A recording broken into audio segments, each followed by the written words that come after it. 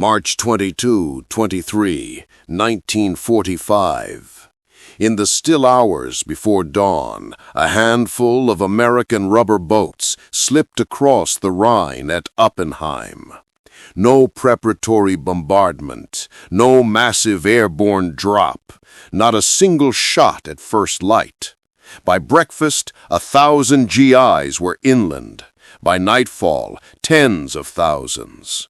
The quiet shock of this crossing blew a hole in German defenses and handed Patton an operational coup no broadside could have bought. What followed was equal parts lightning and collapse, and a rumor that a German commander could not live with it.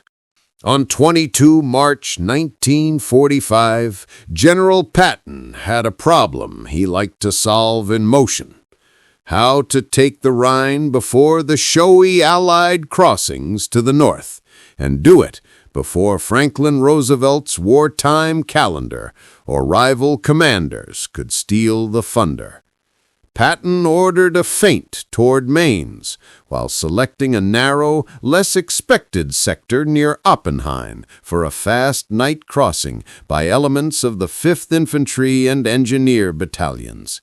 Intelligence and reconnaissance reported scattered German units and thinly held riverbanks, not a fortress, but an exhausted front. The plan favored surprise, audacity, and speed over a long, televised bombardment. The Third Army's staff worked the clocks, and the engineers shuttled treadways and boats into position under blackout, because secrecy, not spectacle, would be their ally. At about 2200 to 0000 hours on 22 to 23 March, under the wet hush of late winter, assault boats shoved off. The assault was local and surgical. A few companies, light arms, engineers ferrying men across on inflatable craft and improvised treadway pontoons.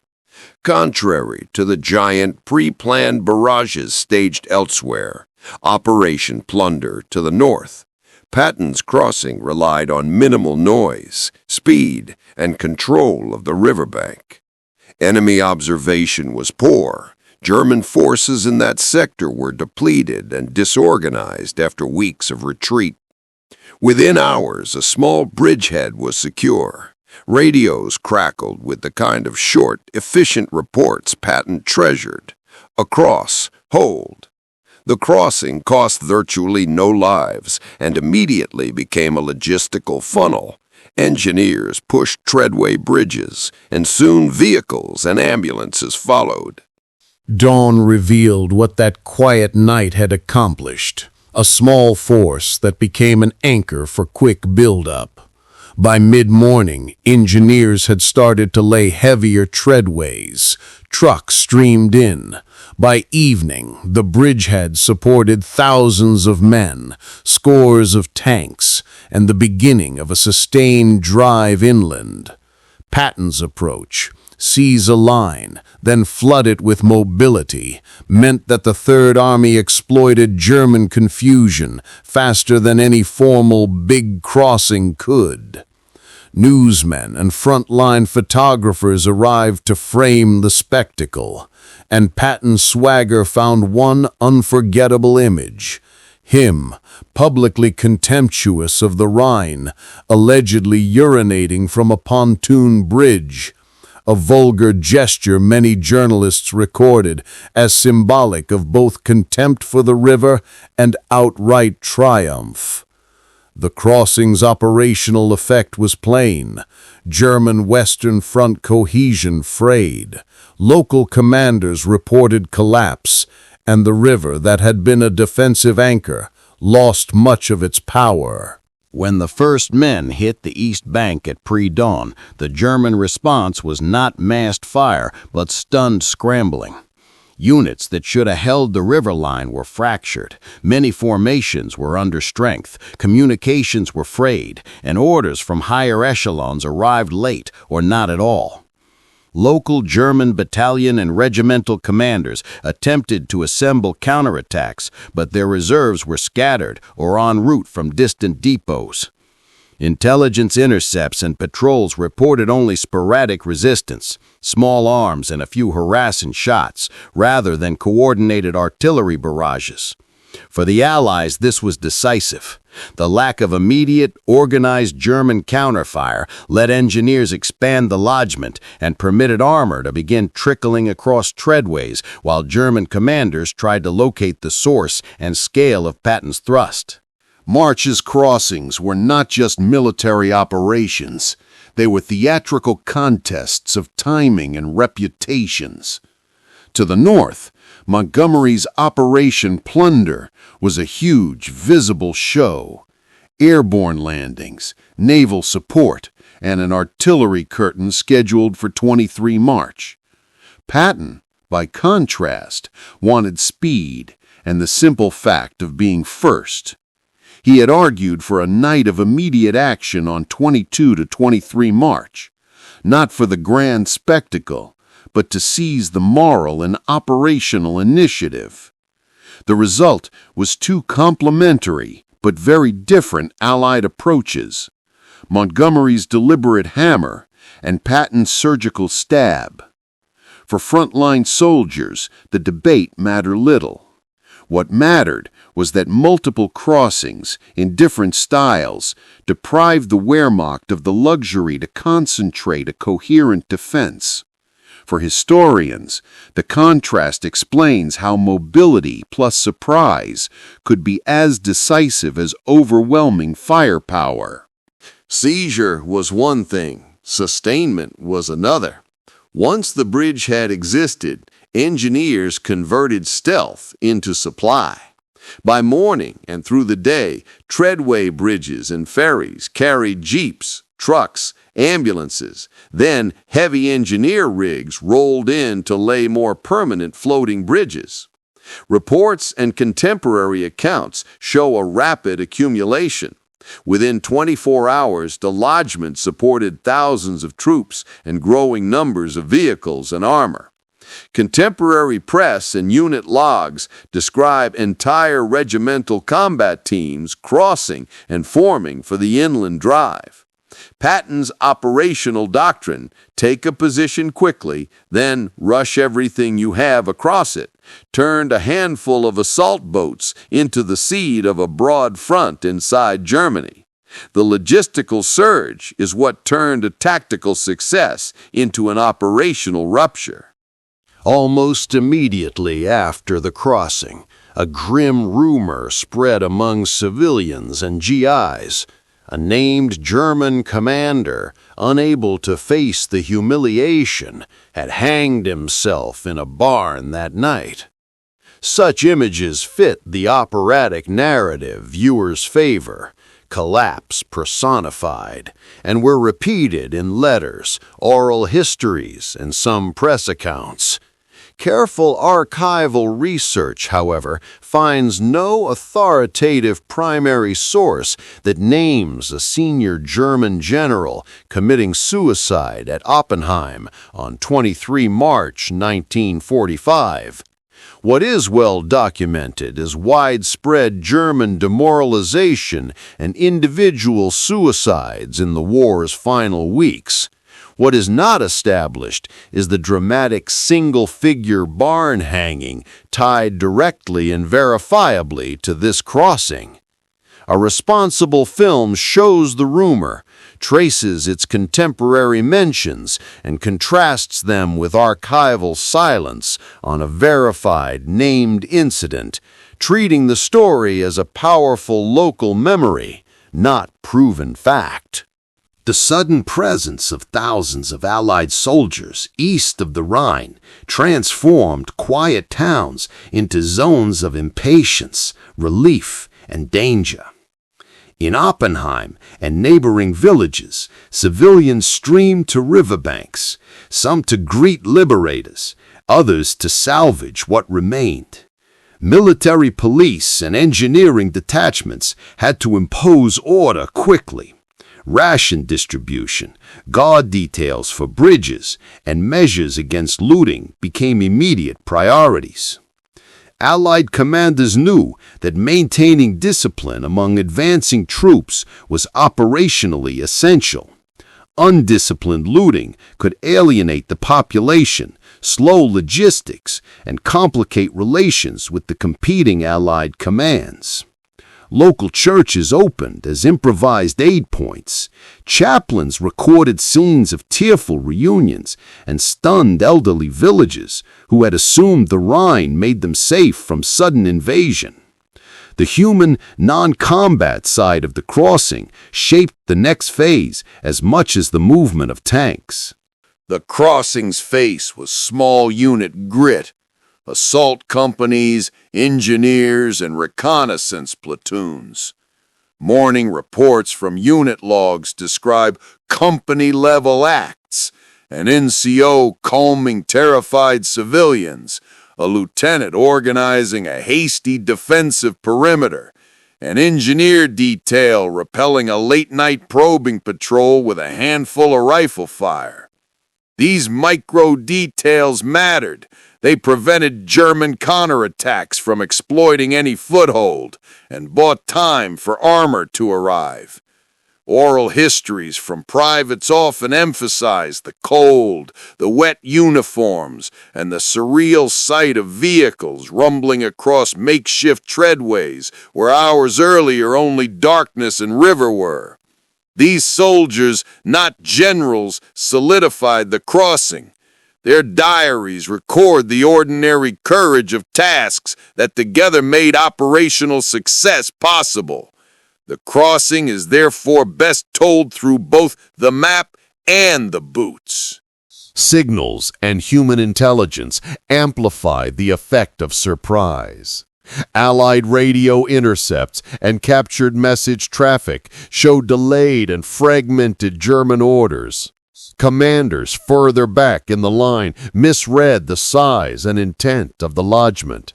Prisoners taken in the first 48 hours described contradictory orders and a sense of doom.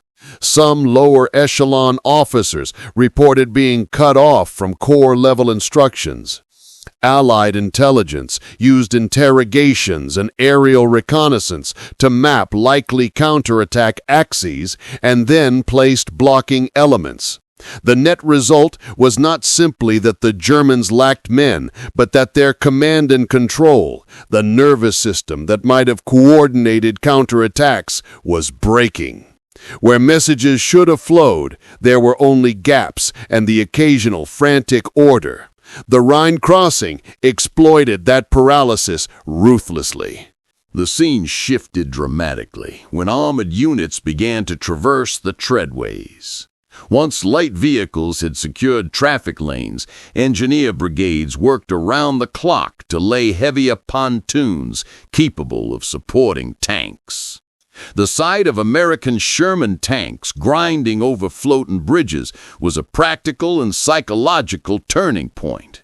German defenders who had hoped the river would blunt armored thrusts watched it become the pathway for massed mechanized power. This is where Patton's doctrine, relentless mobility, converted a tactical bridgehead into a strategic rupture.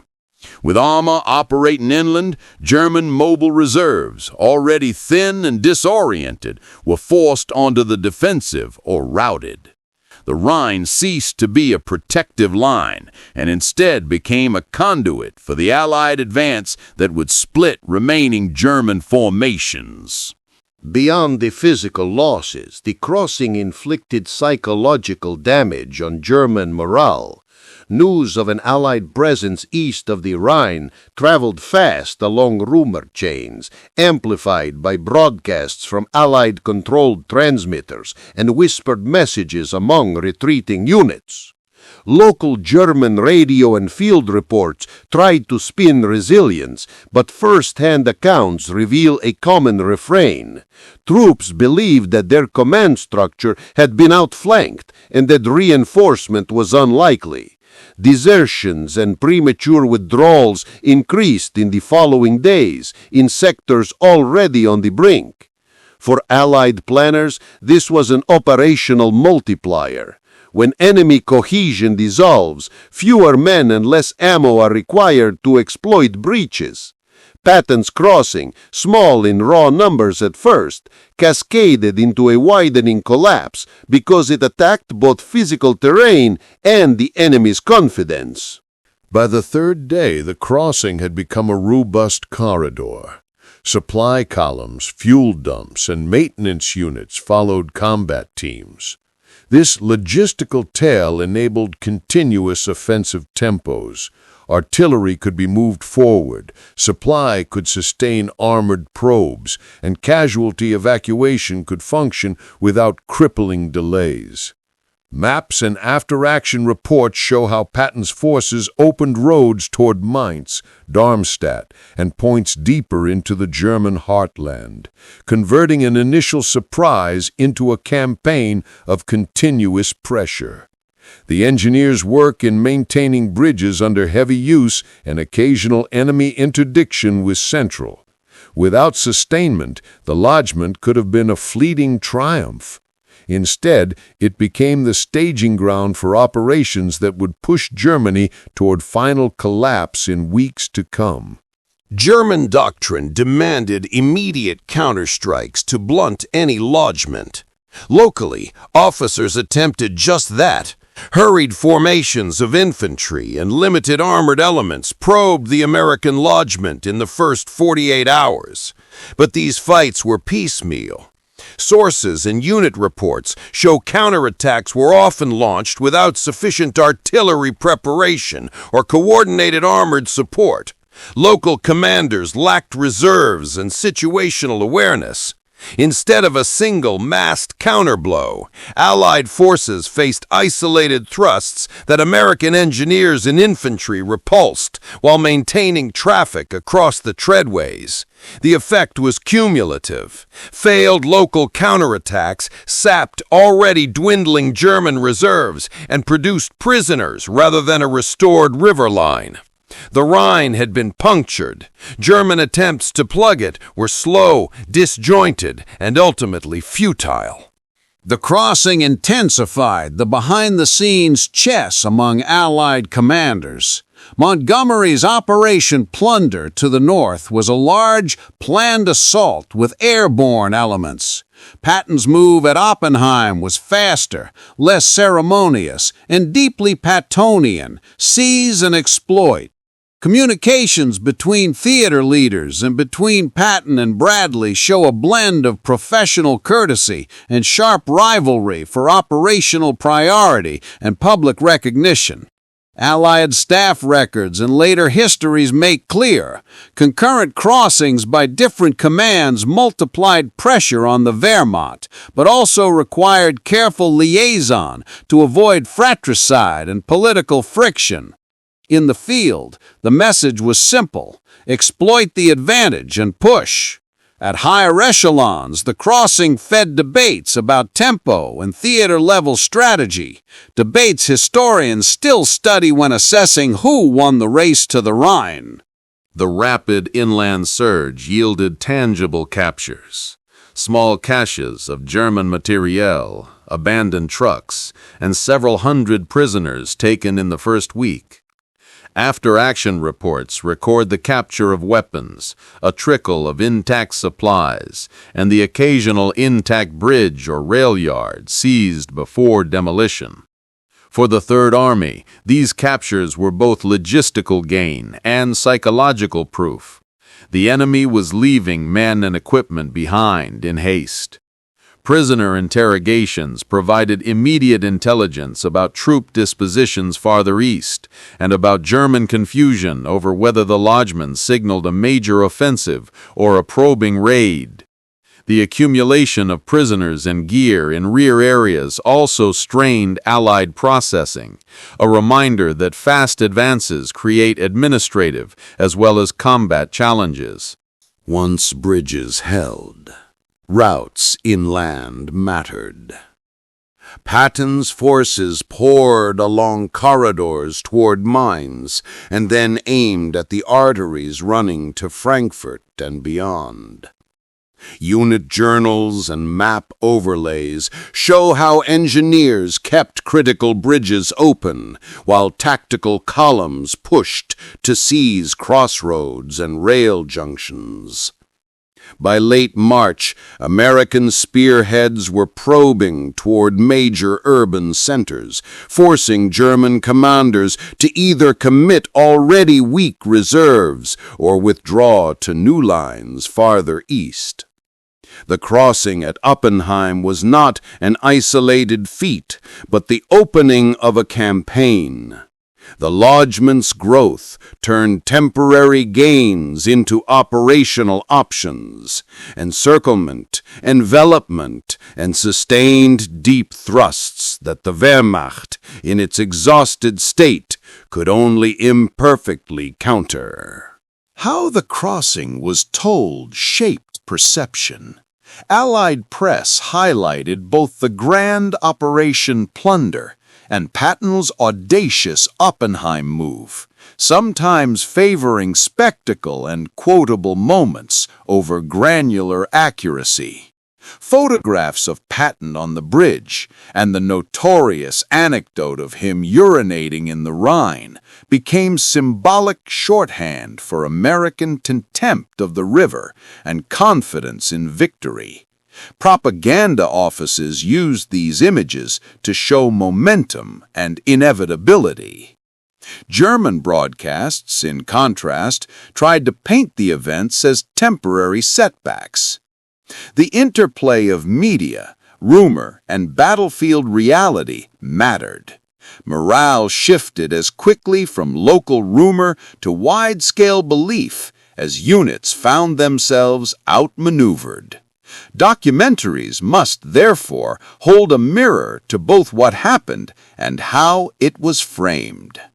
The Rhine had been a psychological and operational anchor for German defenses.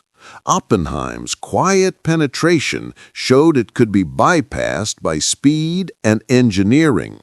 Strategically, the crossing forced German high command to accept that the West was collapsing faster than expected. Command cohesion deteriorated, lines shortened, and the ability to launch large-scale counteroffensives diminished. The lodgment did not alone win the war, but it accelerated the pace toward Germany's final defeat by denying the Wehrmacht time and space to regroup. In the weeks that followed, Allied armies linked and folded German formations into surrender or retreat. The Oppenheim crossing stands as an instructive case. At war's end, mobility, logistics, and seizing initiative could trump sheer preparation or a preference for spectacle. The crossing left as many civilian memories as military records. Oral histories collected in the weeks after liberation show villagers confused, relieved, and often embarrassed by the suddenness of war's end at their doors. Elderly residents recalled the noise of engines, the sight of soldiers distributing rations, and the stunned disbelief that the Rhine, once thought a line of last defense, had been crossed in silence. One town diarist described children running to the banks to see the river where the world had changed, while another remembered the awkwardness of soldiers sheltering in private homes. These disparate memories matter.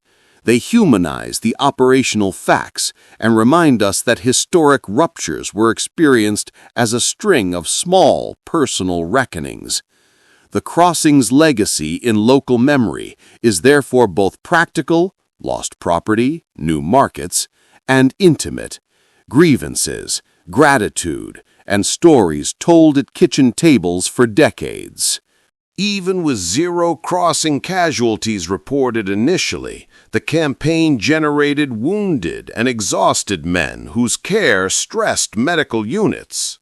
Clearing stations and field ambulances worked overtime, Engineers shifted some vehicles to casualty evacuation, and surgeons handled shrapnel and cold-related injuries.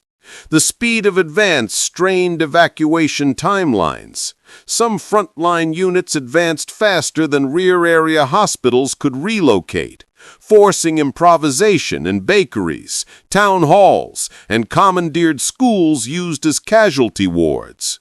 These images, stretcher-bearers in muddy lanes, doctors working by lamplight, form the other side of triumph. Victory measured not only in maps, but in the exhausted faces of those who paid to make it happen. Medical logs and unit histories emphasize efficient triage and the heroism of non-combatant personnel who kept the Army functional.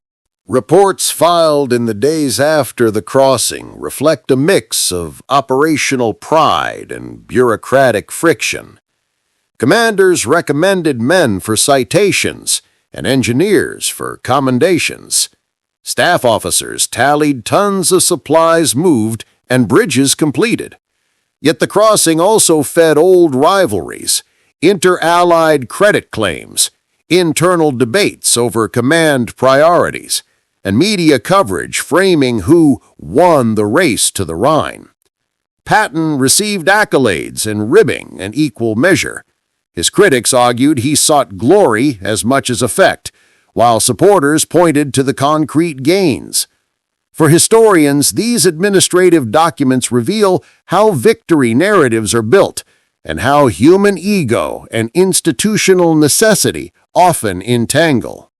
The administrative trail is therefore as revealing about the war's culture as the maps are about its movements.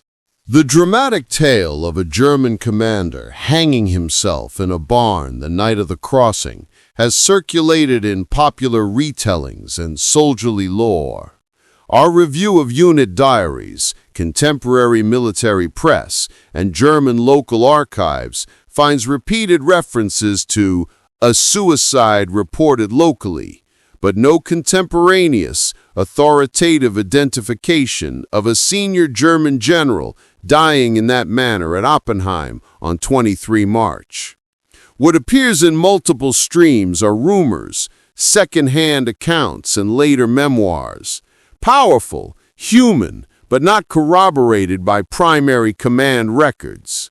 Documentary responsibility demands we show the rumor, its emotional force among witnesses, and its archival thinness. The barn story tells us about the scale of local despair, even if it cannot be documented to the level of a named, confirmed act, presented as local memory, not definitive fact. Oppenheim's quiet puncture is a case study in strategic cascades. A localized breach, exploited rapidly, can multiply into a front-wide collapse when reserves are thin and communications fail. In the weeks after March 23, Allied forces used the corridor to press into the German heartland, tie down enemy formations, and prevent orderly German withdrawals. The crossing forced Reich planners into reactive postures and accelerated surrenders in multiple sectors. Military historians point to Oppenheim as an example where engineering skill, tempo, and decisive exploitation mattered more than headline-grabbing artillery salvos. The lesson is enduring. In the late-war context, mobility and logistics trumped many defensible natural lines, and courage in small units produced effects that cascaded well beyond their size. The Oppenheim crossing did not make a tidy, singular headline. It was not a maximally televised triumph, but a product of planning, audacity, and sheer engineering will. Zero initial crossing casualties, the rapid arrival of armor, the logistical surge, and the shattered German communications combined to make a local operation into a strategic turning point. The barn suicide rumor, whether true or apocryphal, signals another truth. By late March 1945, German morale and command cohesion were eroding in ways that ordinary battlefield statistics only partly show. The quiet on the Rhine that night was not an absence, but a concentrated application of speed and surprise. Patton's crossing at Oppenheim stands as a lesson in how wars end, less in pitched, cinematic clashes than in the accumulation of disciplined, often messy, tactical decisions that together break an army's will to hold.